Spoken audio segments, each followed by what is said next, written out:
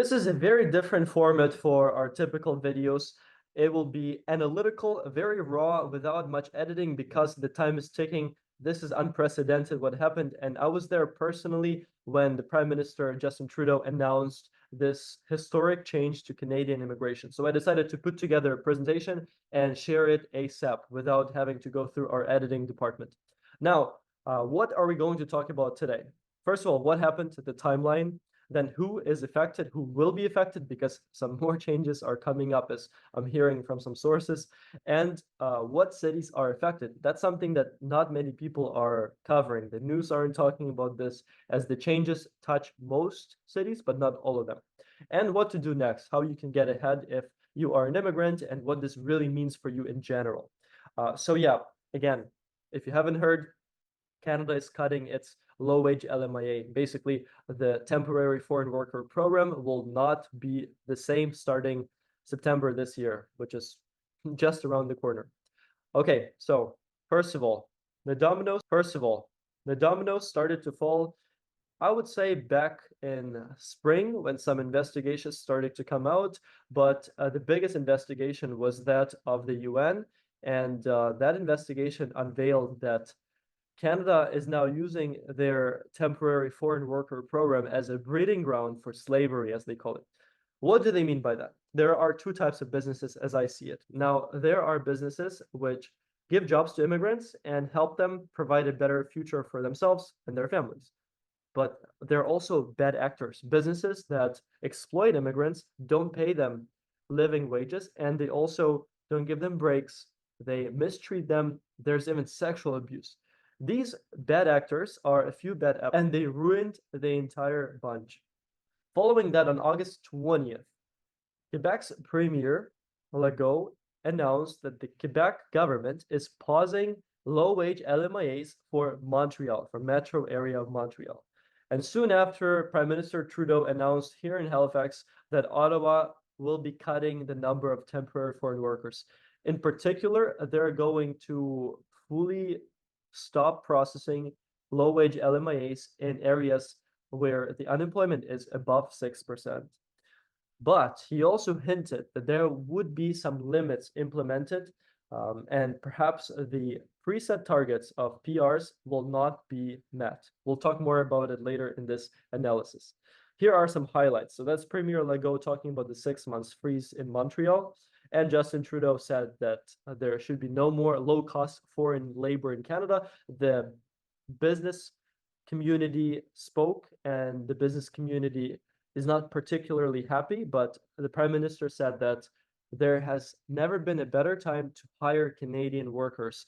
And he was particularly addressing, I assume, place. What are the key changes to this new policy? So again, certain LMA applications for low-wage positions in metro areas with an unemployment of 6% or higher will not be processed completely, right? So if you wanted to move to Canada, perhaps on a visitor visa, switch to a job offer, switch to a work permit because you got a job offer, that will not be possible anymore.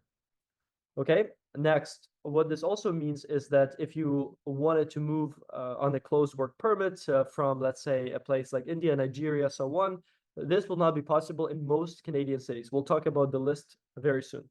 Now, the second one is the current 20% cap on the proportion of low-wage positions is being reduced to 10%, meaning that the labor force of a company on a low-wage LMIA should be at least no more than 10%. The maximum employment duration for low-wage positions is being reduced from 2 years to 1 year. This is very self-explanatory. Next, it's important you understand that the biggest group that will be affected is temporary foreign workers and LMIA holders, low wage in particular. But some sources are telling me that they're also looking into the high wage and other groups. So just make sure that you are aware of this. If you wanted to move to Canada on a closed work permit, this will no longer be an option for you in most places, most industries, with the exception of healthcare and construction. Why are international students here? They are not affected as much, that's why I said less, but they may be affected by the cuts to PR targets.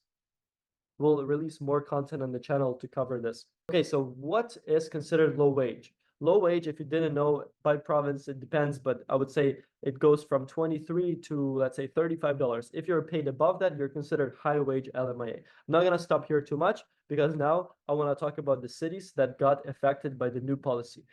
These are the highlights. It's not the entire list. We'll probably drop a link to the whole list in the description of the video, but Toronto, Montreal, Calgary, Edmonton, Ottawa, Hamilton are affected by the new policy cutting temporary foreign worker program because their unemployment rate is above 6%. So yes, bear this in mind.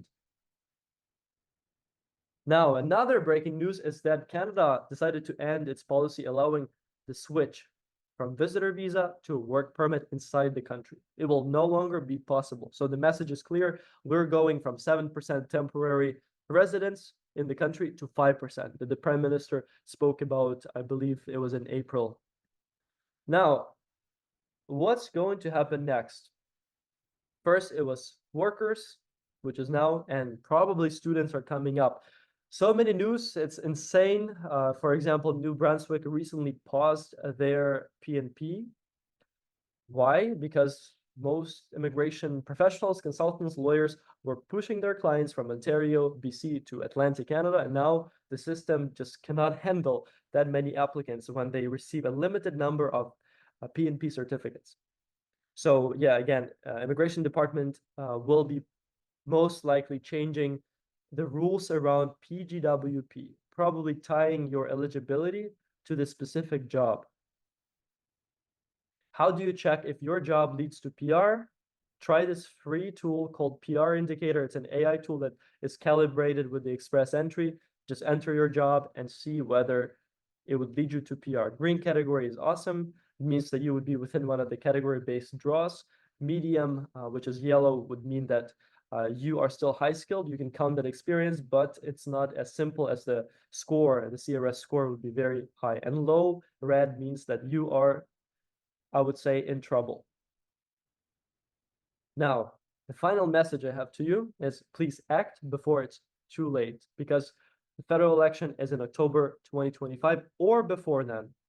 And guess what? The Conservative Party is leading, and most likely when they come to power, or if they come to power, they may be very negative about the current immigration approach. I know that you may think that right now immigration is being cut, but I'm confident that if conservative government were to win, they would most likely revamp the entire immigration system and introduce even more significant cuts.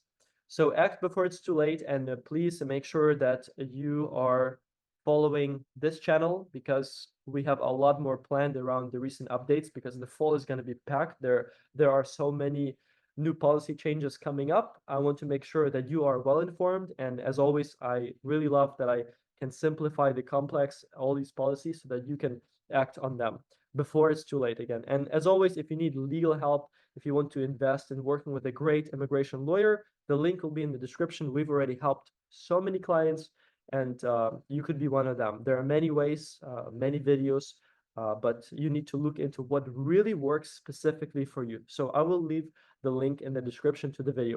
Please like it, share it with your friends, other immigrants, because this is really unprecedented. It hasn't happened before, and more to come.